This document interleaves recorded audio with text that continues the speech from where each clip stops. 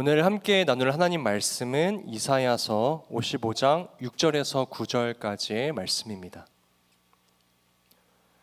오늘 함께 나눌 하나님 말씀은 이사야서 55장 6절에서 9절까지의 말씀입니다. 제가 가진 성경으로 구약 성경 1036페이지에 있습니다. 이사야서 55장 6절에서 9절까지의 말씀. 여러분 성경을 찾아보셔야 아마 나옵니다. 이사야서 55장 6절에서 9절까지의 말씀입니다. 저부터 한 절씩 교독하고 마지막 절은 합독하도록 하겠습니다. 너희는 여호와를 만날 만한 때에 찾으라. 가까이 계실 때에 그를 부르라. 악인은 그의 길을, 불의한 자는 그의 생각을 버리고 여호와께로 돌아오라. 그리하면 그가 긍휼히 여기시리라. 우리 하나님께로 돌아오라. 그가 너그럽게 용서하시리라. 이는 내 생각이 너희의 생각과 다르며 내 길은 너희의 길과 다름이니라. 여호와의 말씀이니라. 함께 읽겠습니다. 이는 하늘이 땅보다 높음같이 내 길은 너희의 길보다 높으며 내 생각은 너희의 생각보다 높음이니라. 아멘. 오늘도 우리 하나님 예배하기 위하여 한 자리에 모였습니다. 오늘 우리 이 자리 가운데 함께 계시고 우리를 만나주실 하나님께 감사하며 또한 기대하며 우리 감사하는 마음으로 박수로 영광 올려드리면서 우리 예배를 시작하였으면 좋겠습니다. 우리 오늘 1일 수련회로 진행하는데요. 오늘 만남이라는 주제로 함께 예배를 드리고자 합니다. 혹시 방송실 괜찮으시면 조명 밝기를 조금 줄여주실 수 있을까요? 계속 제가 1시간 동안 이 조명을 받으면 나중에 앞이 안 보이게 될 것 같아서 조금만 낮춰주시면 감사하겠습니다. 네, 이제 여러분들 얼굴이 조금 보입니다. 조금 더 낮춰주셔도 좋을 것 같아요. 네, 감사합니다. 이번 수련회 주제를 만남이라고 정해보았는데요. 함께 따라해볼까요? 만남. 네, 우리의 인생에 있어서 이 만남이라는 것이 참 중요한 것 같아요. 오늘 우리도 이렇게 서로 만남을 갖고 있잖아요. 그리고 살아계신 하나님을 만나기 위하여 이 예배의 자리 가운데에 나왔습니다. 그리고 모든 인생은요, 여러분 우리의 인생을 한번 되돌아보시면요, 모든 인생은 만남으로부터 시작되잖아요. 갓난아기가 처음 태어났을 때 누구를 만나죠? 여러분 기억 안 나시나요? 갓난아기가 처음 태어났을 때 누구를 만나죠? 부모님을 만나죠. 만약에 나의 형제가 있으면은 형제를 만나기도 하고요. 학교에 들어가면은 선생님을 만나기도 하고요. 조금 지나면 친구들을 만나기도 하고, 또 조금 더 지나면 배우자를 만나기도 하고, 더 지나면 어떤 만남을 가집니까? 나의 자녀를 만나기도 하고요. 또 더 시간이 지나면 나의 자녀의 자녀를 만나기도 합니다. 우리의 인생은 만남의 연속이에요. 우리는 일주일간에도 정말 다양한 사람들을 만나면서 살아갑니다. 그 중에 어떤 만남들은요, 나의 인생에 아주 큰 영향력을 주는 만남들이 있어요. 아마 여러분들도 공감하실 것 같은데요. 어떤 이 사람을 만남으로 말미암아 나의 인생에 큰 변화가 생기는 거죠. 그런 경험을 해보신 적이 있으실지 잘 모르겠습니다. 저의 인생에도 이런 몇 번의 큰 만남들이 있었거든요. 그 중에 몇 번의 큰 만남 중에 첫 번째로 드는 사람이 누구일까요? 누구일 것 같으세요, 여러분? 저의 인생에 가장 큰 영향력을 준 사람, 제가 만난 사람 중에 배우자일 것 같지만 배우자는 조금 뒤에 나옵니다.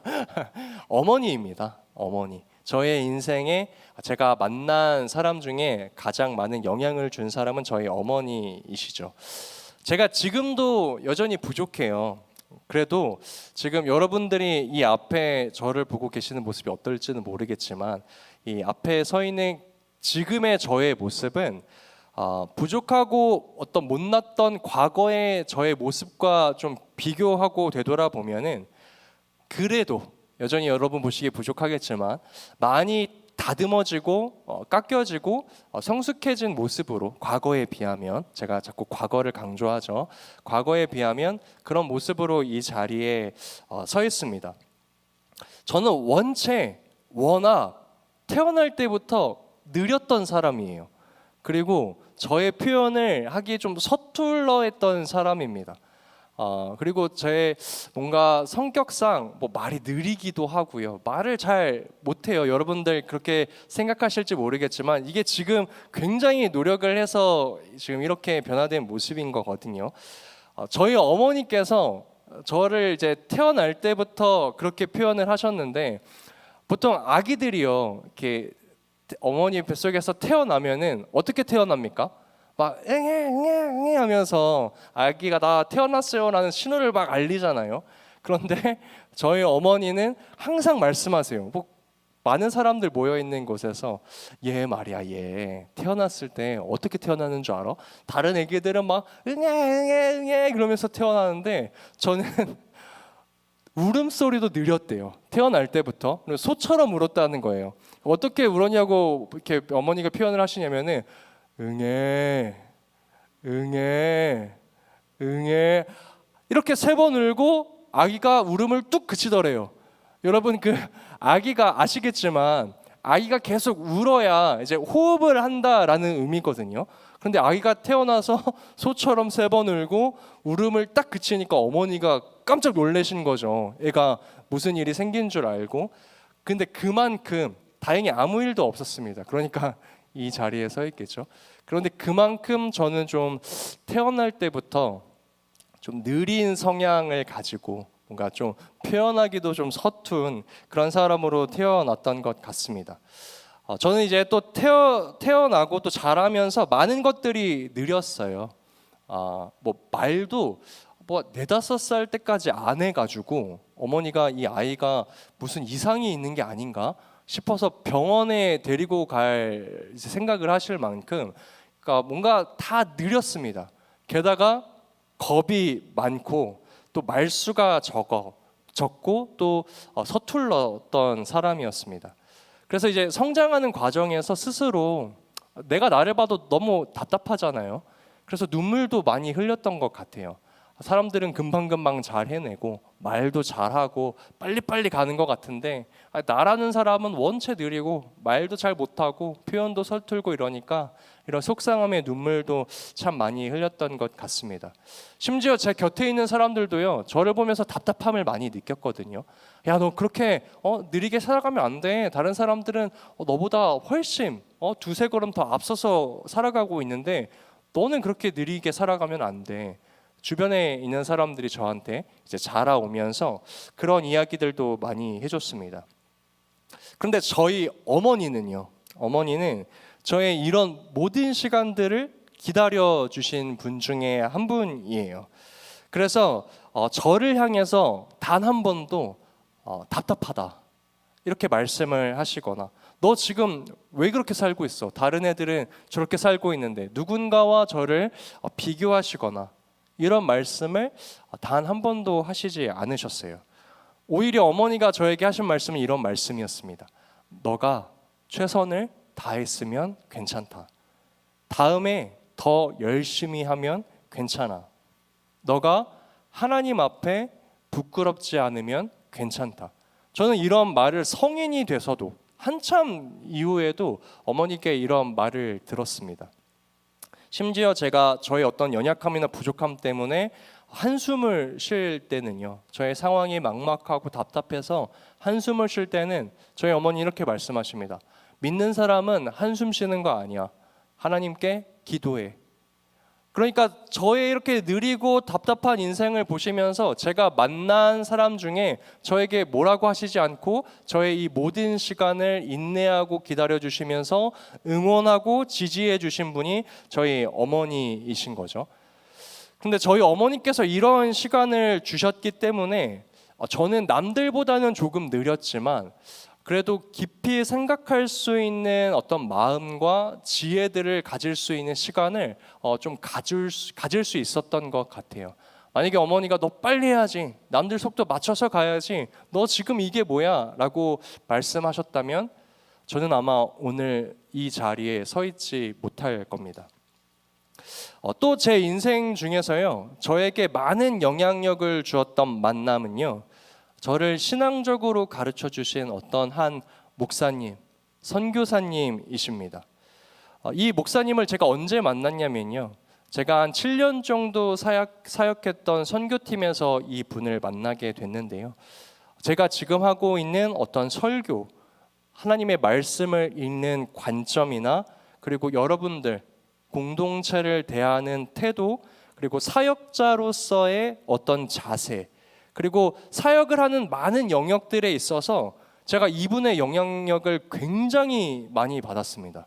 그래서 또 저는 자신 있게 말씀드릴 수 있는 건 제가 이 목사님을 만나지 않았다면 저도 또 이 자리에 서 있지 못했을 것이다 라는 생각을 할 정도로 저에게 아주 큰 영향력을 주신 제가 만난 분 중에 또 이분을 꼽을 수 있고요. 그리고 마지막으로 아까 이제 말씀해 주셨지만 배우자가 제가 지금까지 제 인생에서 만난 사람 중에 가장 저에게 큰 영향력을 주는 사람입니다. 이제 많은 분들이 제가 주로 사역자이기 때문에 제가 아내한테 어떤 영향력을 줄 것이라고 많이 생각들을 하시더라고요. 그런데 반대입니다. 제가 오히려 아내에게 영향력을 굉장히 많이 받는 편이에요. 저도 자존감이 떨어지거나 아니면 자신감이 없거나 여러분들 또는 많은 사람들에게 보이지 못하는 못난 모습들이 굉장히 많거든요. 그런 모습을 볼 때마다 저조차도 제가 참 한심해요. 나 왜 이렇게 못났지? 나 왜 이 정도밖에 못하지? 이런 생각을 하는데 진짜 제 아내가 저는 너무 신기한 게 저로 하여금 이런 생각이 들게끔 저에게 대합니다. 이 사람은 나의 이런 모습이 아예 보이지 않는 건가? 이런 모습에 있어서 눈이 멀어버렸나? 저로 하여금 이런 생각이 들게끔 누가 봐도 못나고 부족한 모습인데 단 한 번도 지금까지 어떤 한 모습에 못난 모습에 대해서 한 번도 언급한 적이 없어요. 그리고 나서 여러분 제가 참 결혼하고 나서 신기한 경험을 하는데 여러분 보통 아이가 태어나면 그 아이가 뭘 먹는 것만 봐도 막 어유 이쁘다 그러잖아요. 뭐 걷기만 해도 어유 예쁘다 그러잖아요. 그리고 뭐 어떤 숨쉬기만 해도 어유 예쁘다 이런 이야기를 듣는데 어른이 되어가면서 우리가 그런 이야기를 점점 듣지 않게 되잖아요. 그런데 제가 결혼하고 나서부터 그런 이야기를 듣기 시작합니다. 과일을 씹기만 해도요 어유 예쁘다 그래요. 이게 적응이 안 되는 거예요. 왜 그래 과일 먹는 건데. 자고 일어나서 방에서 나와서 화장실을 걸어가는데 어유 예쁘다 그래요. 제가 배우자를 만난 건지 저희 어떤 할머니와 지금 살고 있는 건지. 할머니는 약간 무조건적인 그런 사랑을 주시잖아요. 그러니까 적응이 안 되는 거예요. 그러니까 뭐예요? 저의 배우자는 지금 어떤 저의 존재만으로 저를 사랑해 주는 사람이죠. 그러니까 제가 이런 자존감이 떨어짐이나 자신감이 부족함이나 저의 연약함으로 인하여서 좀 우울해질 때도 있는데 그런 생각을 이 배우자로 하여금 전혀 갖지 않게 되는 제 인생에서 만난 사람들 중에 또 저에게 가장 큰 영향력을 주는 사람이 배우자라고 이야기할 수 있습니다. 여러분 이처럼요 이 만남이라는 것은요 우리의 삶에 영향을 줍니다. 여러분들도 아마 마찬가지일 거예요. 여러분들도 여러분들의 인생 가운데 굉장한 영향력을 주었던 어떤 만남들이 있었을 겁니다. 한번 생각해 보셨으면 좋겠어요. 오늘 내가 이 자리에 있게끔 나에게 어떤 영향력을 준 사람이 있었는가? 오늘 우리도 서로가 지금 만나고 있잖아요. 여러분들은 서로가 서로에게 어떤 영향력을 주고 있는지도 한번 생각해 보셨으면 좋겠어요. 나는 지금 내 옆 사람에게 어떤 영향력을 주는 만남을 갖고 있는가? 그리고 우리가 또 지금 하나님을 만나고 있습니다. 예배를 하면서 이 자리에 함께 하시는 성령 하나님과 우리가 교제를 하면서 지금 예배를 하고 있는 건데요. 여러분들은 하나님을 만남으로 인하여 어떤 영향력을 받고 있는지, 정말 이 두 만남 다 중요한 만남이잖아요. 우리가 서로 만나는 이 만남과 우리가 하나님을 만나는 이 만남, 이 두 가지 만남이 둘 다 중요한 만남인데 제가 앞서 제 인생에서 세 분을 언급하면서 저는 이분들에게 이러한 영향력을 받으면서 제가 이 자리에 서 있을 수 있었어요 라고 고백했듯이 우리 서로 그리고 하나님을 만나는 것은 분명히 반드시 우리의 삶 가운데 어떤 영향력을 줄 것이란 말이죠. 그런데 어떠한 영향력도 없다? 그러면 사실 여러분, 그 만남은 어쩌면 중요한 만남으로 우리가 여기지 않고 있을 수도 있습니다. 우리 인생에서 얼마나 많은 만남들이 있습니까? 그런데 제가 그 중에서 단 3사람을 꼽았어요. 이처럼 우리의 삶 가운데 정말 하나님이, 그리고 우리 서로 우리의 공동체가 나 자신에게 있어서 중요한 만남인가를, 이것을 우리가 한번 생각해 보면서 넘어갔으면 좋겠습니다. 우리의 인생은요, 끊임없는 만남으로 이루어져 있습니다. 여러분, 이런 고민을 해보신 적 있으세요? 이런 질문을 던져보신 적이 있으신지 모르겠는데, 우리의 인생에는 왜 이렇게 만남이 많을까? 여러분, 여기 예배당을 나가고 나서 다시 한 주를 시작함에도 또 새로운 만남이 우리를 계속 기다리고 있잖아요. 왜 이렇게 인생은 만남의 연속일까? 저는 그 이유를 성경에서 찾습니다. 그리고 저는 그 이유를 하나님께서 인간을 만남을 가지는 존재로 창조하셨기 때문이다 라고 설명드리고 싶어요. 하나님께서 인간을 만남을 가지는 존재로 창조하셨기 때문에 인간은 끊임없이 만남을 가지며 그것에 또한 영향력을 받으며 살아간다라는 것입니다. 특별히 하나님께서는요, 우리가 이 만남을 통해서 하나님의 형상, 하나님의 성품들을 경험하고 또한 그 성품으로 인하여 하나님을 닮아가기를 원하신다라는 것을 여러분 기억하시면서 오늘 이 설교를 들으셨으면 좋겠습니다. 여러분, 저는 이제 고민을 해보는 거예요. 인간에게 있어서 첫 번째 만남은 어떤 만남이었을까? 시간을 거슬러 올라가다 보면 인간의 첫 번째 만남은 여러분들도 아시는 것처럼 인간이, 특별히 아담과 하와가 하나님을 만남으로부터 시작됩니다. 여러분, 인간이 하나님을 만난 것은요, 우연이 아니거든요. 그럼 어쩌다가 이 인간이 하나님과 만남을 갖게 되었을까? 바로 하나님께서 우리와 만나시기로 작정하셨기 때문입니다. 창세기를 보면요, 하나님께서 이렇게 말씀하세요. 우리의 형상을 따라 우리의 모양대로 우리가 사람을 만들자 작정을 하셨다라는 거예요. 이들을 만들어서 우리가 이들과 만남을 가지자라고 시작하셨다라는 것이에요. 하나님이 도대체 왜 이런 생각을 하셨을까? 바로 하나님이 우리를 너무나 사랑하시기 때문입니다. 이 만남은요, 하나님의 사랑으로부터 시작되었다라는 것을 우리가 깨닫고 넘어가야 해요. 여러분, 사랑의 특징이 무엇인지 아세요? 사랑은 가둘 수 없다라는 게 특징입니다. 그래서 우리 그런 얘기 하잖아요. 막 연애를 하기 시작했던 이제 사람들을 보면은 막 얼굴에서 티가 난다.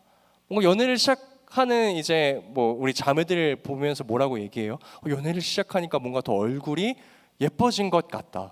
그러니까 왜 예뻐질까요? 그 안에서 나오는 사랑을 숨길 수가 없는 거예요. 그러니까 항상 웃고 항상 행복한 사랑하고 생각을 하고 내가 사랑하는 사람을 떠올리기만 해도 너무 행복하니까 그 얼굴에서 아름다움이 나오는 거죠.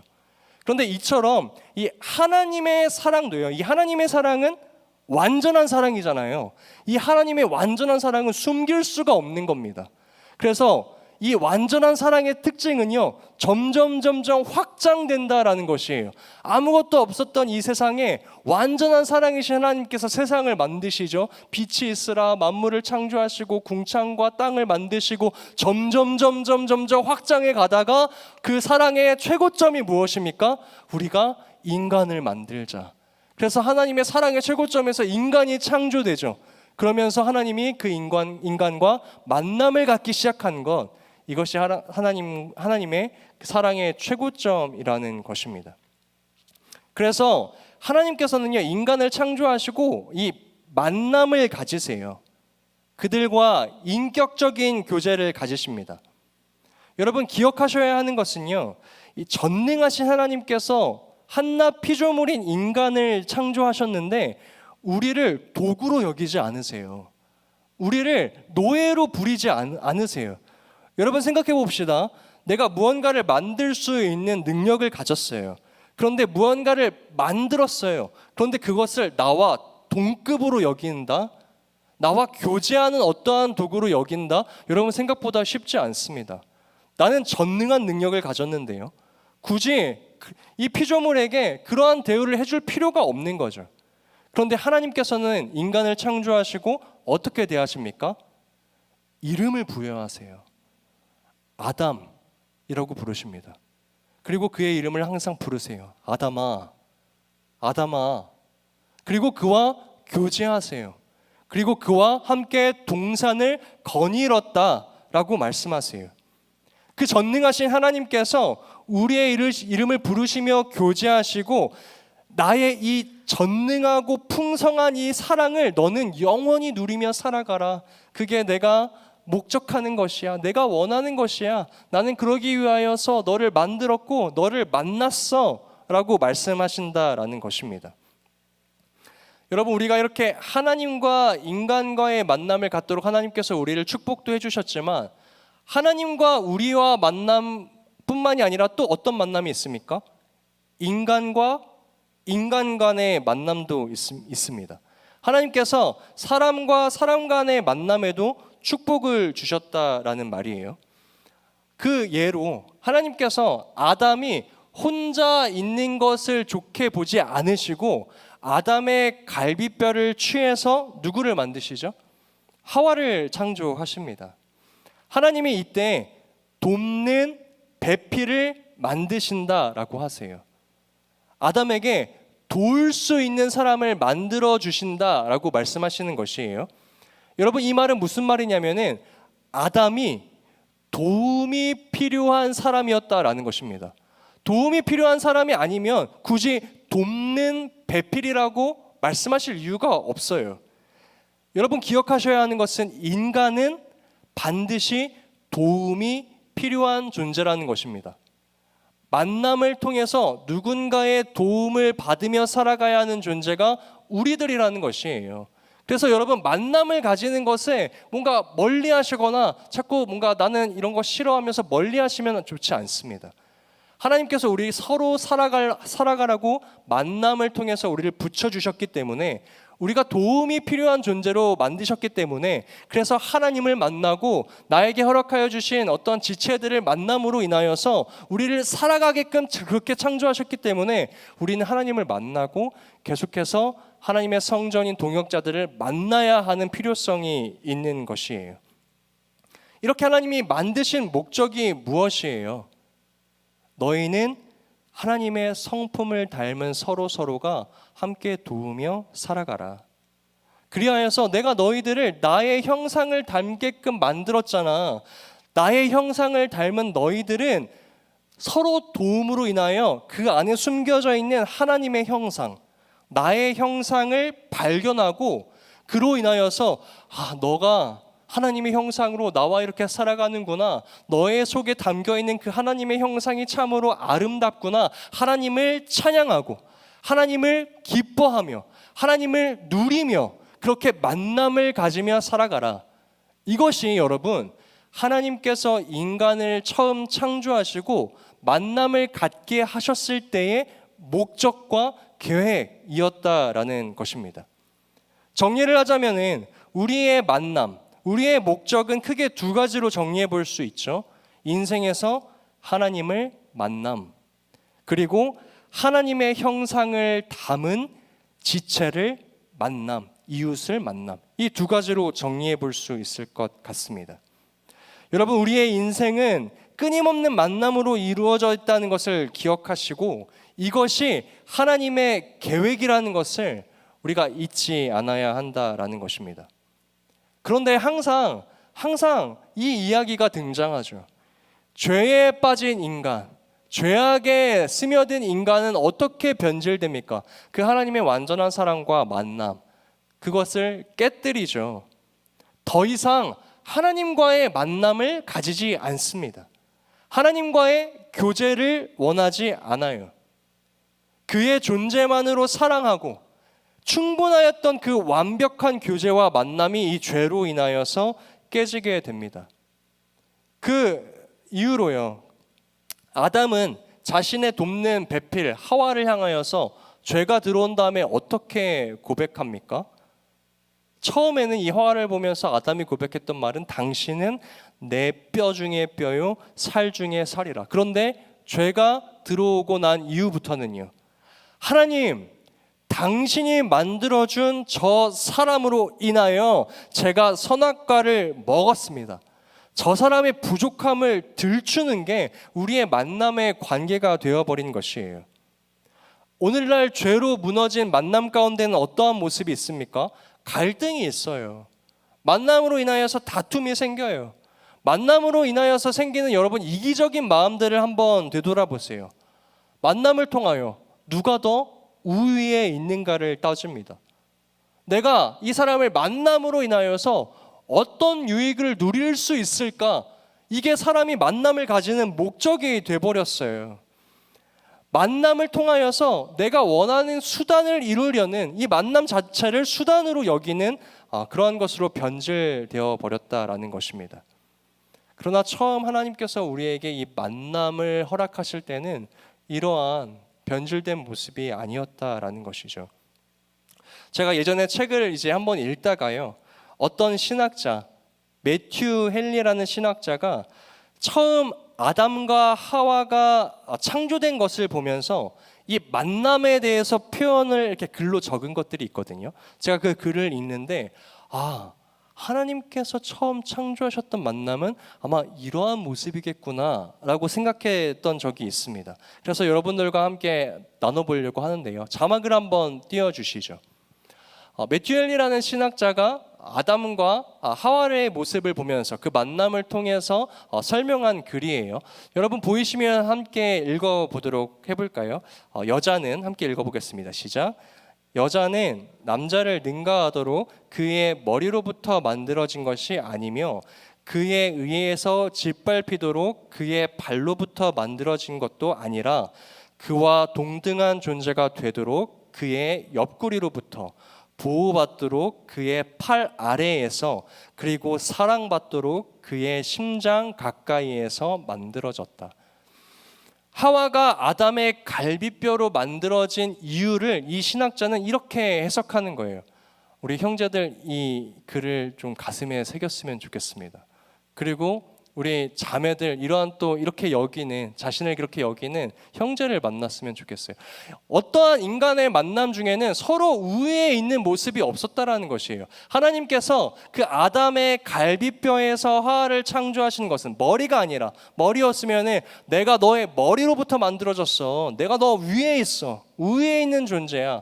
발로부터 만들어졌으면 너 나의 발로부터 만들어진 거 알아? 너는 내가 다스리는 존재야. 이렇게 생각하지 않게끔 하나님께서 아담의 갈비뼈에서부터 사람을 창조하셔서 만남을 갖게 하셨다라는 것이에요. 그래서 우리는 서로가 서로에게 보호받도록 그 옆구리에서부터, 팔 아래에서부터 평등하도록 옆구리에서부터 서로를 지킬 수 있도록 심장 가까이에서 만들어졌다는 사실을 기억하시면서 이것이 하나님께서 처음 사람과 사람을 만남을 허락하실 때에 여기셨던 창조의 질서였구나를 기억하시는 여러분들 되시기를 간절히 소망합니다. 여러분, 이 가치관을 가지고 서로 만남을 가지려면 제일 중요한 것이 무엇이에요? 우리가 하나님을 경외할 수 있어야 해요. 먼저 하나님을 만나야 그 하나님이 창조하신 질서를 우리가 인정하며 우리에게 허락되어 준 지체 가운데에도 이 만남의 원리를 적용하죠. 그래서 여러분, 우리가 먼저 하나님을 만나는 것에 집중해야 한다라는 것입니다. 여러분, 살아가시면서요, 여러분 만남을 가지실 때 기대되는 만남들이 있잖아요. 나 내일 누구 만나? 조금 며칠 뒤면 또 누굴 만나? 나 이후에 누구 만나? 미래의 나의 배우자를 막 기대하기도 하시잖아요. 그런 것처럼 여러분, 하나님을 만나는 것에 있어서 기대를 해보신 적이 있으십니까? 나 내일 하나님 만나. 나 며칠 뒤에 있으면 하나님 만나. 나 먼 미래에 있어서 하나님이 나를 인격적으로 만나 주실 거야 라는 그런 하나님을 만나는 기대감이 있는지 우리가 우리의 마음을 한번 되돌아 봐야 합니다. 이 시대는 만남을 귀하게 여기지 않는 시대가 되어가고 있습니다. 수단과 목적을 따라 사람을 만나요. 나에게 유익이 되지 않으면요, 이 예배의 시간이 나에게 유익되지 않으면요, 고민도 하지 않고 다른 만남 가지러 갑니다. 나에게 유익이 되는 만남으로, 나에게 즐거움이 되는 만남으로. 하나님을 향하여서도 그렇고 사람을 향하여서도 그런 가치와 그런 문화를 살아가는, 우리가 그런 시대를 살아가고 있다라는 것이에요. 여러분, 살아계신 하나님께서는 우리를 만나기 원하신다라는 것을 분명히 기억하시길 바랍니다. 우리를 이 땅에 창조하실 때 그분이 가지신 목적은 우리를 만남으로 인하여 그분의 풍성함을 우리가 영원히 누리며 나와 교제하며 살아가자, 이것이 하나님의 목적이었지만 우리는 하나님을 만나는 것에 있어서 기대함이 없다라는 것이에요. 여러분, 우리가 서로 만나잖아요. 만날 때 우리가 인격적으로 만나요. 누군가의 이름을 부르죠. 그러면 그 상대방도 나의 이름을 부릅니다. 그 사람이 살아가는 인생의 발걸음을 보죠. 그리고 공감합니다. 공유합니다. 같이 걸어가 주기도 하고요. 같이 땀을 흘리기도 하고요. 같이 웃기도 하고요. 같이 눈물을 흘리기도 해요. 여러분, 이것이 인격적인 만남이라는 것이잖아요. 여러분, 그런데 인격적이지 않은 만남도 있습니다. 제가 여러분의 이름 한 명 한 명도 몰라요. 오늘 예배 오셨어요? 같이 예배합시다. 예배가 끝났습니다. 안녕히 가세요. 만남은 가졌지만 그 안에 인격적인 만남은 없는 것이에요. 그런데 하나님을 향하여서도 마찬가지라는 것입니다. 여러분, 하나님을 만나셨습니까? 만나셨을 수 있습니다. 예배의 자리에 나오는 것 자체가 하나님을 만나는 것이죠. 그런데 여러분, 중요한 것은 하나님을 인격적으로 만나셨습니까? 무엇이 다른 것이에요? 하나님과 함께 웃고, 하나님께서 슬퍼하시는 것들에 함께 울고, 그분이 걸어가신 발걸음에 내가 함께 걸어가고, 그분이 미워하시는 자리에 내가 함께 가지 않으면서 하나님을 인격적으로 대하는 만남을 우리가 가지고 있냐라는 것입니다. 여러분, 많은 청년들이요, 이런 질문을 해요. 하나님을 인격적으로 만난다라는 것이 무엇입니까? 많은 사역자들이 자꾸 저한테 이렇게 질문을 합니다. 당신은 하나님을 인격적으로 만나셨습니까? 그리고 많은 전도사님, 강도사님, 목사님들이 기도할 때마다 다음 세대를 위하여 이렇게 기도해요. 우리의 다음 세대가 하나님을 인격적으로 만나게 해주세요 라고 기도한다는 것이에요. 여러분, 그만큼 중요한 것이란 말이에요. 그렇다면 여러분, 질문해 보셔야죠. 하나님을 인격적으로 만난다라는 것은 무엇인가? 여러분, 하나님을 인격적으로 만나셨어요? 하나님을 인격적으로 만나셨다면 그것을 어떻게 설명해 보실 수 있겠습니까? 나는 하나님을 인격적으로 만나지 못했어요 라고 말씀하신다면 그 말의 근거는 무엇이에요? 무엇을 인격적인 만남이라고 생각하기에 하나님을 아직도 인격적으로 만나지 못했다라고 말하는 것입니까? 저는 이렇게 정리해 보고 싶습니다. 함께 따라해 볼까요? 우리가 하나님을 인격적으로 만났다는 것은 하나님을 인격적으로 대하기 시작했다라는 것이다. 다시 한번요. 우리가 하나님을 인격적으로 만났다는 것은 우리가 하나님을 인격적으로 대하기 시작했다라는 것이다. 하나님을 만나는 것은요, 하나님을 인격적으로 대하는 것에서부터 시작됩니다. 여러분, 그런데 왜 이렇게 이 기독교가 하나님을 인격적으로 만나는 것에 있어서 서툴까? 여러분 알고 계세요? 우리나라는요, 옛날부터 토속신앙을 가지고 있었습니다. 그릇에 물 한 그릇 떠놓고요, 나무에 한 그릇 올려놓고 손을 비비면서 비나이다 비나이다 비나이다. 하나님, 내가 어떤 신께 뭐 나무 신이든 달 신이든 하늘 신이든 그 그릇에 비친 그 달을 보면서 비나이다 비나이다 달님, 제가 이렇게 신앙의 정성을 다해서 달님을 모십니다. 그러니까 제가 원하는 바를 좀 들어주십시오. 비나이다 비나이다 비나이다. 그게 우리의 토속 신앙이었어요. 그게 우리의 문화였습니다. 그런데 기독교가 들어오고 난 다음에 거기에 그냥 하나님만 바꾼 거예요. 하나님 비나이다 비나이다 비나이다. 하나님 믿습니다 믿습니다 믿습니다. 제가 열심히 신앙생활 할 테니까 하나님 저의 꿈 좀 들어주세요. 하나님 저의 소원 좀 들어주세요. 하나님 제가 원하는 바 좀 이뤄주세요. 이게 우리의 신앙이 되어버렸어요. 인격적인 만남이 없지 않습니까? 내가 이만큼 열심히 했으니까 하나님, 내가 이만큼 열심히 예배 참여하고 찬양팀도 하고 오늘 일일 수련회도 참여하고 내가 모태 신앙에서부터 지금까지 한 번도 주일 성수 빼놓지 않고 나왔으니까 하나님, 나의 인생 잘 풀리게 해주셔야죠. 그게 우리의 믿음이 되어버렸다라는 것이에요. 그런데 여러분, 이거 완전히 잘못 믿는 신앙입니다. 성경에 어디에 그런 이야기가 있습니까?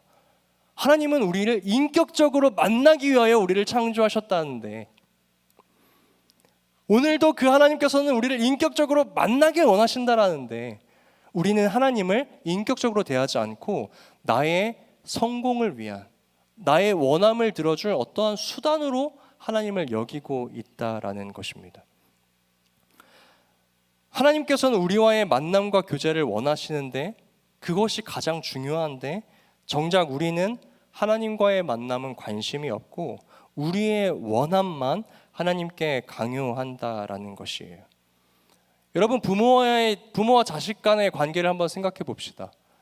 여러분, 어떤 사람이 부모에게 이렇게 말을 합니까? 아이, 엄마, 나한테 이런 것도 못 해줘? 당신 내 엄마도 아니네. 아이, 엄마, 나 이렇게 살아가려고 하는데 응원도 못 해줘? 당신 내 엄마 아니네. 누가 부모와 자녀 간의 그 만남을 인격적인 만남이라고 여기겠습니까? 그런데 우리가 하나님을 향하여서 그렇다라는 것이에요.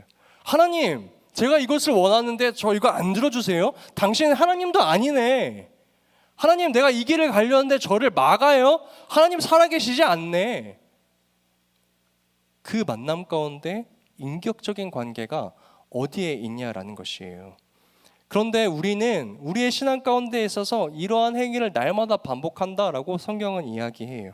우리 예레미야 18장 15절 말씀을 함께 읽어볼까요? 어느 나라가, 우리 화면을 띄워주시죠. 어느 나라가, 함께 읽어보겠습니다. 시작. 어느 나라가 그들의 신들을 신 아닌 것과 바꾼 일이 있느냐? 그러나 나의 백성은 그의 영광을 무익한 것과 바꾸었도다. 어떤 이방 나라 사람들도요, 자신이 믿는 신을 무익한 것과 바꾸지 않는데요. 그 신들과 나의 정성을 다 바쳐서 나의 원함을 들어주는 그 신들까지도 무익한 것들과 바꾸지 않는데요. 그런데 우리는 살아계신 하나님을 날마다 무익한 것들과 바꾼다라는 것입니다. 하나님을 만나는 것에는 관심이 없고 나의 원함, 나의 인생이 잘 풀리는 것에만 관심이 있는 그런 무익한 것들과 자꾸 하나님을 바꾼다라는 것입니다.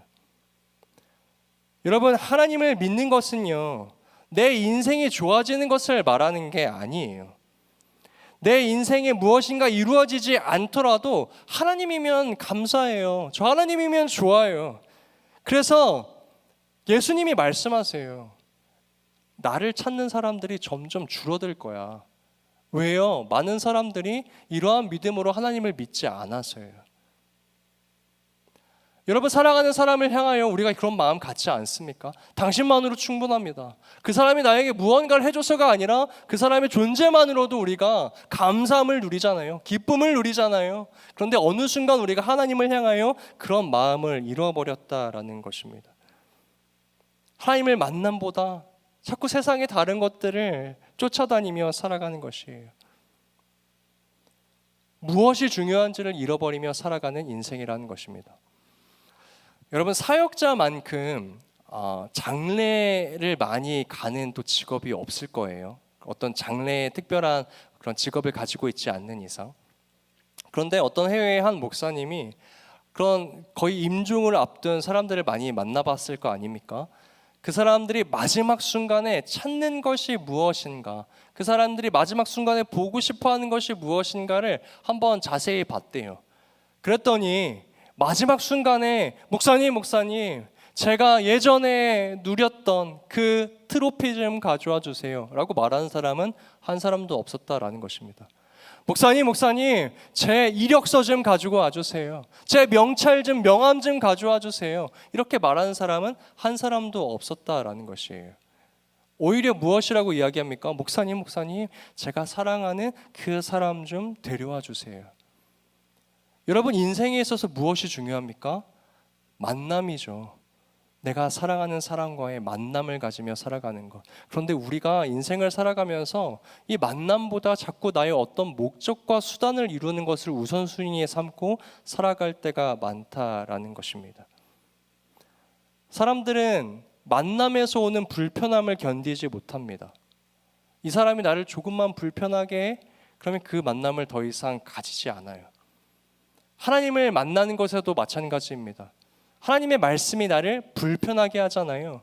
그러니까 하나님을 만나는 것을 기뻐하지 않아요. 여러분, 그런데 우리가 한번 생각해 봅시다. 나의 인생에 있어서 나를 자꾸 불편하게 하는 말들을 나에게 건네는 사람은 어떠한 사람들입니까? 나를 미워하는 사람들 말고 어떠한 사람들이에요? 보통 나의 부모님이에요.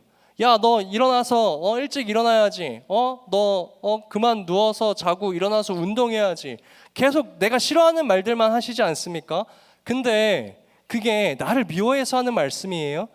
아니잖아요. 나를 사랑하기 때문에 내가 잘 되었으면 좋겠다는 마음에서 그렇게 말씀하시는 거잖아요. 하나님의 말씀도 마찬가지라는 것이에요. 하나님이 우리를 만나셔서 우리에게 자꾸 불편한 말씀을 하세요. 우리가 자꾸 듣기 힘든 말씀을 하세요. 그런데 그것이 우리를 미워해서가 아니라 그 죄악의 길로 가면 분명히 망하기 때문에, 그 죄악의 길로 걸어가면 반드시 심판당하기 때문에 그 길을 막아서는 것이 아닙니까? 죄를 미워해라. 음란하게 살아가지 말아라. 거룩하게 살아가라. 성실하게 살아가라. 정직하게 살아가라. 청결한 마음을 가지고 살아가라. 그 말씀들이 자꾸 우리를 불편하게 하니까 이 시대의 많은 사람들이 하나님을 만나는 것을 기뻐하지 않습니다. 그러나 사랑하는 여러분, 하나님이 우리의 인생 가운데에 개입하셔야, 하나님이 우리의 인생 가운데에 끼어드셔야 우리의 인생 가운데 소망이 있고 우리의 인생이 안전한 줄로 믿습니다. 제가 예전에 어떤 한 드라마를 보는데요, 김혜수 씨가 나오는 사극 드라마였어요. 슈로 시작되는 어떤 이제 드라마였는데 여러분 보신 적이 있으신지 모르겠습니다. 한번 화면 띄워봐 주시겠어요? 여러분 아마 이 장면을 보신지 모르겠는데 어떤 내용이냐면은 한 양반 남자가 자기 여종을 겁탈하고 오히려 그 여종이 나를 꼬셨다라고 지금 많은 사람들 앞에서 이야기하고 있는 장면이에요. 그런데 김혜수 씨가 이제 왕비 역할을 맡았거든요. 지나가다가 이 장면을 본 거예요. 그런데 누가 봐도 저 양반 남자가 잘못했어. 그래서 당신이 잘못한 거 아닙니까? 라고 추궁하니까 이 양반 남자가 김혜수 씨를 치려고 하는데, 여러분 다 드라마의 전개가 그렇잖아요. 중전마마 그러면은 아이고 중전마마 그러면서 제가 죽을 죄를 지었습니다 그러면서 잘못을 빌고 그 김혜수 씨가 노비한테 어서 용서를 빌어라 그랬더니 아이고 내가 잘못했다 이제 용서를 비는데, 이제 저기 위에서 오른쪽 위에 상단을 보시면 저 여종이 김혜수 이제 왕비에게 그만 시켜달라고 비는 거예요. 왜냐하면 지금은 저 양반 남자가 나한테 빌지만 당신이 떠나고 나시면 나는 이제 저 양반 남자에게 더 심한 꼴을 당하게 될 것입니다. 그러니까 그만하십시오 라고 비는 것이에요. 근데 이때 김혜수 씨가 대사를 건네는데 이 대사가 많은 사람들에게 울림이 되었다라고 합니다. 김혜수 씨가 이 여종에게 한 대사가 이렇습니다. 너의 인생에 이미 끼어들었다 라고 이야기를 해요. 내가 너의 인생에 이미 끼어들었다. 여러분 무슨 말이에요? 너 안 떠날 거야. 내가 너의 삶을 책임질 거야. 내가 너의 곁에 있을 거야. 내가 너를 지켜줄 거야. 여러분 하나님께서요 우리의 인생 가운데 끼어드셔야 합니다. 개입하셔야 해요. 그게 어떨 때는 불편함으로 느껴질 때가 있거든요. 그런데 하나님께서는요 잠시 잠깐 불편함을 주시고 떠나시는 분이 아니에요. 짜잔 나 전능하신 하나님이다. 봤지? 놀랍지? 멋지지? 나 이제 간다 하시는 게 아니라 내가 너의 인생 가운데 머물 거야. 난 너의 인생 가운데 이미 끼어들었어. 여러분 이 하나님의 끼어듦을 기뻐하셔야 한다라는 것입니다. 하나님의 개입을 즐거워해야 하나님의 계획을 우리가 수락해야 우리의 인생 가운데 소망이 생긴다는 것을 여러분 반드시 기억하시고, 하나님과의 만남에 있어서 적극적으로 반응하시는 우리 청년부 되시기를 예수님의 이름으로 축복합니다. 하나님께서는요, 너 나와의 만남만이 중요하지, 세상에서 너가 살아가는 그 모습 다 중요하지 않지 라고 말씀하시는 게 아니에요. 하나님께서 자꾸 왜 우리를 만남, 너 나를 만나자, 제발 나와 만나자, 왜 자꾸 이렇게 만남을 강조하실까? 그 이유가 이사야서 55장 3절에 기록되어 있습니다. 우리 함께 이 말씀을 읽어보기 원하는데요, 우리 자막을 띄워주시고 우리 한 목소리로 읽겠습니다. 너희는, 시작. 너희는 귀를 기울이고 내게로 나와 들으라. 그리하면 너희의 영혼이 살리라. 내가 너희를 위하여 영원한 언약을 맺으리니 곧 다윗에게 허락한 확실한 은혜이니라. 하나님께서 우리에게 자꾸 나와 만나자, 나와 만나서 교제하자, 너희는 나를 만나야 한다라고 하시는 이유와 목적은 우리가 하나님을 만날 때 우리의 영혼이 살기 때문입니다. 먼저 우리의 영혼이 살아야 그 다음에 우리의 인생 가운데 확실한 목적을 찾고 살아갈 수 있기 때문이에요. 그러므로 여러분들의 인생에 살아가는 많은 문제들이 중요하지 않다라는 것이 아닙니다. 하나님의 만남을 강조하는 것은 먼저 우리의 영혼이 살고 난 다음에야, 그래야 우리의 인생의 바른 목적을 설정할 수 있기 때문이에요. 그래서 여러분, 하나님을 만나셔야 합니다. 먼저 하나님을 만나셔야 합니다. 자꾸 성경이 이야기하고 그리고 앞에서 제가 이야기하는 것이죠. 먼저 살아계신 하나님을 만나게 되는 청년부 되시기를 간절히 소망합니다. 그러면 하나님과의 인격적인 관계를 어떻게 시작할 수 있습니까? 아니 강도사님, 그러면 어떻게 하나님을 인격적으로 만나는데요? 제가 수십 년 신앙생활 해봤는데 도대체 하나님을 인격적으로 만난다는 게 무엇인지 도저히 모르겠습니다. 예레미야 33장 3절은 우리가 하나님을 인격적으로 어떻게 만나는지 그것에 대해서 설명해 주고 있습니다. 우리 예레미야 33장 3절의 말씀을 함께 읽어보겠습니다. 너는 내게, 시작. 너는 내게 부르짖으라. 내가 내게 응답하겠고 내가 알지 못하는 크고 은밀한 일을 내게 보이리라. 아멘. 하나님께서는요, 우리가 하나님을 어떻게 인격적으로 만납니까? 라는 질문에 이 말씀을 주세요. 너 내게 부르짖어야지. 그러면 내가 너에게 응답을 할 수 있잖아. 그런데 우리가 하나님을 부르지를 않는 거예요. 여러분, 그리고 오늘 우리가 읽은 이사야 55장 6절에서는요 이렇게 말씀하세요. 이 말씀도 함께 읽어봅시다. 너희는 여호와를 만날 만한 때에, 시작. 너희는 여호와를 만날 만한 때에 찾으라. 가까이에 계실 때에 그를 부르라. 너는 내게 부르짖으라. 너희는 나를 만날 만한 때에 찾아. 가까이 계실 때에 불러. 하나님께서 말씀하시는 것이에요. 우리가 어떻게 하나님을 인격적으로 만날 수 있는가? 하나님을 불러라. 그런데 많은 청년들이 왜 하나님을 인격적으로 만나지 못합니까? 하나님을 부르지를 않아요.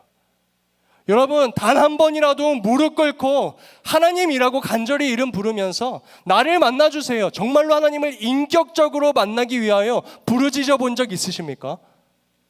정말로 이 공간에 하나님께서, 살아계신 하나님께서 함께 하신다라는 믿음을 가지고 주님, 살아계신 하나님 아버지, 저를 좀 만나주세요 라고 불러보신 적 있으세요? 하나님을 찾아보신 적 있으세요? 나의 삶의 순간순간마다 하나님 저 어떻게 해야 돼요? 하나님 저 어디로 가야 해요? 하나님 저 너무 힘들어요. 하나님을 부르신 적 있으세요? 하나님을 인격적으로 대해 보신 적 있으세요? 부르지를 않는 거예요. 우리가 어떻게 하나님을 인격적으로 만나는가? 우리가 하나님을 인격적으로 대하기 시작할 때입니다. 하나님의 이름을 부르는 것이에요. 제가 여러분들의 이름을 부르지 않는다면 여러분들이 저를 인격적으로 대한다라고 느끼시겠습니까? 먼저 하나님의 이름을 불러야 하는 것이에요. 아프리카 리무르라고 하는 지역에 선교 사역을 하고 계시는 이문미라는 선교사님이 계십니다. 여러분, 아프리카에 사는 사람들이 스스로 할 수 있는 것이 얼마나 있겠습니까? 가난하고 학교도 가지 못하고 제대로 먹을 음식도 없는데요. 그런데 이들이 하는 한 가지 행동을 보고 이 선교사님이 하나님의 마음을 깨닫거든요. 우리가 영상을 하나를 보고 올 텐데요. 여러분, 그 마음이 어떤 마음인지 우리가 함께 살펴보기 원합니다. 영상 한번 띄워주시죠. 여러분, 하나님이요, 우리를 얼마나 사랑하시는지 자신의 독생자 아들 예수 그리스도까지 우리에게 주신 분이십니다. 그런데 왜 이렇게 나의 인생 가운데 무엇을 주시지 않는가? 어떤 사람들은 수많은 것들을 허락하시고 그의 인생길 가운데 평탄대로로 걸어가는데, 하나님 살아계시면 나한테 이렇게 하시면 안 되는데 나한테는 도대체 왜 이러시나? 먼저 하나님과의 만남이 중요한 것이에요. 이 아프리카 학생들이 이 유니스라는 이름을 불러요. 무언가를 구하지 않는데요, 그저 그 이름을 불러요. 왜 이름을 부르나요? 그 인격적인 만남으로 인하여서 그 선교사님이 너무나 기쁘고 너무나 감사하고 그를 너무나 사랑하고 그만으로 충분하고 그와 나와 함께 있는 것만으로도 감사하고 행복하고 기쁨이 넘치는 것이 아니에요. 그렇게 유니스라고 이름을 부를 때 그 선교사님 마음 가운데에도 선한 마음이 든대요. 여러분, 하물며 살아계신 하나님을 향하여 우리가 주님, 하나님 아버지, 주여라고 부를 때, 제가 강단에서 조용한 방에서든지 넓은 강단에서든지 하나님 아버지, 주님이라고 부를 때 하늘에 계신 하나님 아버지께서 저를 바라보시면서 그렇게 생각하시지 않겠어요? 아유, 저 수건이 내가 필요한데, 아유, 저 나의 자녀, 나의 도움이 필요한데. 일일 수련회를 준비하면서 하나님 아버지 앞에 간구하며 주님의 이름을 불렀던 이유는 단 한 가지였습니다. 하나님, 살아계신 하나님 아버지, 우리 살아가는 청년 지체들이 살아계신 하나님을 인격적으로 만나게 하여 주시옵소서. 주여, 주여, 주여 불러요. 그러면 살아계신 하나님께서 저의 마음을 아시겠죠. 세안교회 청년부가 나를 인격적으로 만나야 할 텐데, 내가 그들 가운데 거해야 할 텐데. 사랑하는 청년들, 그런데 저의 부르짖음만으로는 안 되잖아요. 여러분들의 입술로 부르셔야죠. 주여, 주여. 인격적으로 하나님을 대하기 시작하셔야죠. 하나님을 만나셔야죠. 그래야 우리의 삶에 소망이 있죠. 전능하신 하나님께서 우리의 삶에 개입하셔야죠. 그러면 나의 삶은 안전하죠. 그러나 살아계신 하나님을 만나는 일에 마음을 두지 않고 어떤 것에 마음을 두며 살아가고 계십니까? 사랑하는 청년 여러분, 주님을 인격적으로 만나셨습니까? 지난번 소개해드렸던 함석헌 시인이 있습니다. 그분의 시를 한 편 더 소개해드리려고 합니다. 여러분, 핸드북 안에도 시가 한 편 적혀 있어요. 이런 식으로 들어있습니다. 그대 그런 사람을 가졌는가? 라는 시입니다. 제가 한번 읽어드리겠습니다. 말리길 나서는 날 처자를 내맡기며 맘 놓고 갈 만한 사람, 그 사람을 그대는 가졌는가? 온 세상 다 나를 버려 마음이 외로울 때에도 저 맘이야 하고 믿어지는 그 사람을 그대는 가졌는가? 탔던 배 꺼지는 시간, 구명대 서로 사양하며 너만은 제발 살아다오 할 그 사람을 그대는 가졌는가? 불의의 사형장에서 다 죽여도 너희 세상 빛을 위해 저만은 살려두거라 일러줄 그 사람을 그대는 가졌는가? 잊지 못할 이 세상을 놓고 떠나려 할 때 저 하나 있으니 하며 빙긋이 웃고 눈을 감을 그 사람을 그대는 가졌는가? 온 세상의 찬성보다도 아니하고 가만히 머리 흔들 그 한 얼굴 생각에 알뜰할 유혹을 물리치게 되는 그 사람을 그대는 가졌는가? 여러분, 이 시를 읽으면서 아마 떠오르는 분이 예수 그리스도일 거예요. 이 시인은 예수 그리스도를 생각하며 이 시를 썼을 겁니다. 그런데 이미 너무나도 완성되고 멋진 시에 제가 먹칠을 하는 것 같지만 예수를 묵상하면서 다시 한번 이 시를 작성해 봤어요. 이것도 함께 읽어보기 원합니다. 그대 예수 그리스도를 가졌는가? 어둠 속 길을 걸을 때 앞서가 빛을 비춰주며 나를 따라오라 말해주는 그대 예수 그리스도를 가졌는가? 슬픔 속 눈물 흘릴 때 허무한 시절 보낼 때에도 내가 함께하마 말씀하시며 나의 곁에 머물러 줄 그대 예수 그리스도를 가졌는가? 죄와 인생의 무게로 짐이 무거울 때 내가 쉬게 하리라 말하시며 내 모든 짐 짊어줄 그대 예수 그리스도를 가졌는가?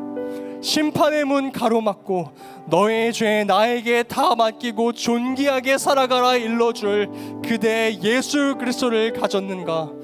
고단했던 이 세상 떠날 때에 수고했다 칭찬하며 나를 맞이하러 나와줄 그대 예수 그리스도를 가졌는가?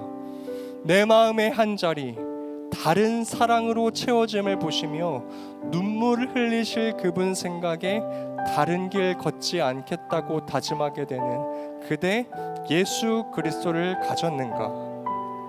사랑하는 청년 여러분, 예수 그리스도를 인격적으로 여기셔야 합니다. 그러면요, 하나님의 말씀은 나의 삶 가운데 자동적으로 나와요. 우리가 먼저 예수 그리스도를 사랑하고 인격적으로 만나는 것, 인격적으로 대하는 것, 그런 만남을 갖는 것이 굉장히 중요합니다. 그러나 이 시대에 많은 청년들이 예수 그리스도를 인격적으로 대하지 않는 모습을 보며 한낱 사역자도, 이 부족한 사역자도 가슴이 아프고 찢어져 눈물을 흘리는데 내 사랑하는 예수 그리스도께서 얼마나 가슴 아파하실까, 그 생각에 눈물을 흘리지 않을 수 없는 것이에요. 여러분들 마음속 한 자리에 계시는 그 자리에 무엇을 안치며 살아가고 계십니까? 누구를 안치셨어요? 그것을 보시며 눈물을 흘리실 예수 그리스도, 그 예수 그리스도를 인격적으로 만나셨습니까? 그렇다면 그렇게 살아갈 수 없는 것이에요. 사랑하는 청년 여러분들, 도전합니다. 너희는 만날 만한 때에 그를 부르라. 곁에 계실 때에 그를 찾으라. 오늘이 그날인 줄로 믿습니다. 주님을 향하여 주여, 내가 주님의 이름을 부르지 않았습니다. 그러면서 주님을 만났다라고 생각했습니다. 인격적으로 만났다라고 생각했습니다. 그러나 내 마음의 한 자리 예수 그리스도께서 인격적으로 내 안에 들어와 계신다면 나는 이렇게 살아가면 안 되는 것이었습니다. 살아계신 하나님을 인격적으로 대하시는 이 시대의 믿음의 그리스도인들 되시기를 간절히 소망합니다. 한 사람의 이야기를 하고 이야기를 마치겠습니다. 제가 잘 아는 한 친구의 이야기예요. 이 친구는 10살쯤에 아버지가 심근경색으로 일찍 돌아가십니다. 그때 그 장례식장의 한 자리에서 어떤 한 어른이 그 친구에게 이렇게 이야기했대요. 너희 어머니가 아버지가 지금 돌아가셔서 너무 슬퍼하고 계셔. 그러니까 너는 슬퍼하는 거, 힘든 거 티내면 안 돼. 그래서 그 친구가요, 힘든 건, 슬픈 건 표현하면 안 되는 거구나 라면서 생각하면서 살았대요. 아버지의 장례식장에서도요, 눈물이 나오는데 일부러 그 어른의 한 말 기억 때문에 일부러 장난감을 가지고 놀면서 그 장례식장을 뛰어놀며 다닙니다. 그것을 본 사촌 누나가, 야, 너는 너희 아버지가 돌아가셨는데도 아무리 철이 없어도 그렇지, 그렇게 어떻게 웃으면서 살아갈 수 있어? 어떻게 그렇게 놀면서 장례식장을 뛰어다닐 수 있어? 라고 이야기할 때도 나는 나의 힘든 거, 슬픈 거 표현하지 않을 거야. 그래서 나의 어머니의 마음 아프게 해드리지 않을 거야. 그러면서 아랑곳하지 않고 웃으면서 놀며 뛰며 그 장례식장을 돌아다녔다라는 것입니다. 그런데 이 친구가요, 성장을 했는데, 어른이 되었는데도 이 아픔, 이 힘듦, 이 슬픔을 누군가에게 이야기하지 못하는 거예요. 왜요? 이게 누군가에게 힘듦이 될까봐, 상처가 될까봐. 그리고 계속 상처만 받는 거예요. 그러다가 20대 초반에 우울증이 옵니다. 심각한 우울증, 공황장애, 자살 시도. 그래도 어렸을 적 교회는 다니고 있어서 기도를 몇 번 해봐요. 하나님 저 좀 낫게 해주세요. 하나님 저 힘들어요. 기도는 합니다. 그런데 하나님이 아무 응답이 없으시더래요. 그래서 하나님은 이 세상에 없다라고 생각을 하고 하나님을 완전히 버린 채 살아갑니다. 교회도 안 나가고요. 세상 친구들 사귀어서 세상 친구들에게 위로받고 세상을 누리며 살아갔대요. 그러니까 마음에 위로가 잠깐 생기더래요. 그런데 그것도 잠깐, 이후에 더 큰 외로움과 더 큰 우울함이 찾아오더래요. 그래서 어떻게 됐습니까? 날마다 아파트 난간에 걸터 앉아 떨어져 죽기만을 기다리는 것이에요. 오늘 떨어져 죽을 수 있을까? 내일은 떨어질 용기가 있을까? 그렇게 2년, 3년, 언젠간 떨어져 죽을 용기가 생기길 기다리며, 근데 어느 날도 아파트 난간에 앉아 있는데 어렸을 적 들었던 한 말씀이 떠오르더래요. 나를 위하여 자기 자신을 버리신 예수 그리스도, 그 예수 그리스도의 이름이 떠오르더래요. 그리고 아파트 난간에 내려와서 그 어두운 방구석에 무릎을 꿇고 앉아 주님의 이름을 부르기 시작한 것이에요. 주여. 처음에는 작은 소리로 주여, 주여. 나조차도 포기한 인생, 하나님 나를 사랑하신다는 그 예수 그리스도가 좀 구원해 주십시오. 주여, 주여. 그러다가 점점 부르는 소리가 커지는 거예요. 주여, 주여. 하나님의 말씀을 읽기 시작합니다. 복 있는 사람은 악인의 꾀를 쫓지 아니하며 죄인의 길을 따르지 아니하며. 이 친구가 그 이후로부터 회복되기 시작합니다. 약물로도 나을 수 없었던, 세상이 위로로도 회복할 수 없었던, 그 어떤 것으로도 채울 수 없었던 그 공허함, 그 우울감, 그 실패감, 그 좌절감, 세상이 줄 수 없는 위로와 평안을 예수 그리스도의 이름을 부름으로 인하여 예수 그리스도를 인격적으로 대할 때 얻게 된 것이에요. 하나님 나라와 선교에 대한 비전이 생겼고요. 하나님을 찬양하고 하나님을 예배하는 것에 대한 기쁨이 생겼고요. 이제는 이 기쁨을 누군가에게도 전하고 싶다. 신대원에 들어갑니다. 교회 사역을 하고요. 세안교회 청년부의 사역자가 되었죠. 저의 이야기입니다.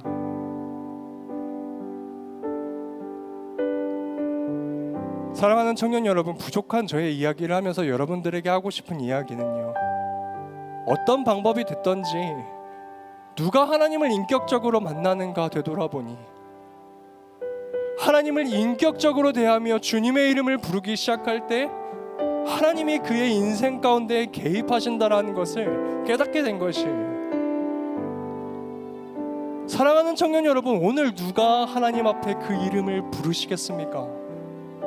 주여. 작은 목소리여도 좋지만 점점 그 음성이 커지길 원하는 것이에요. 바라고 소망하기는 오늘 이 자리에 앉아있는 모든 세안교회의 청년부가 주님의 이름을 부르게 되기를 소망합니다. 하나님을 향하여 주님의 이름을 부르고 하나님을 인격적으로 대하고 그 마음의 한자리 가운데 예수 그리스도를 모셔 세상이 거부할 수도 없는 담대한 마음으로 세상 가운데 믿음의 사람으로서 세워지는 저와 여러분들 되시기를 간절히 소망합니다. 오늘 이 자리 다 함께 일어나서 하나님께 기도하며 나아갔으면 좋겠습니다. 하나님의 이름을 찬양하였으면 좋겠습니다. 도전하기는 우리 공동체가 오늘 이 앞으로 나와 하나님의 이름을 부릅시다. 하나님을 인격적으로 만나는 시간이 되기를 간절히 소망합니다. 너희는 여호와를 만날 만한 때에 찾아라. 가까이 계실 때에 그를 부르라. 너는 내게 부르짖으라. 내가 내게 응답하겠고 내가 알지 못하는 크고 은밀한 일을 내게 보이시리라. 하나님 말씀하십니다. 사랑하는 청년 여러분들, 오늘 주님의 이름을 부르시면서 하나님 앞에 고백하며 하나님을 인격적으로 만나는 시간 되기를 간절히 소망합니다.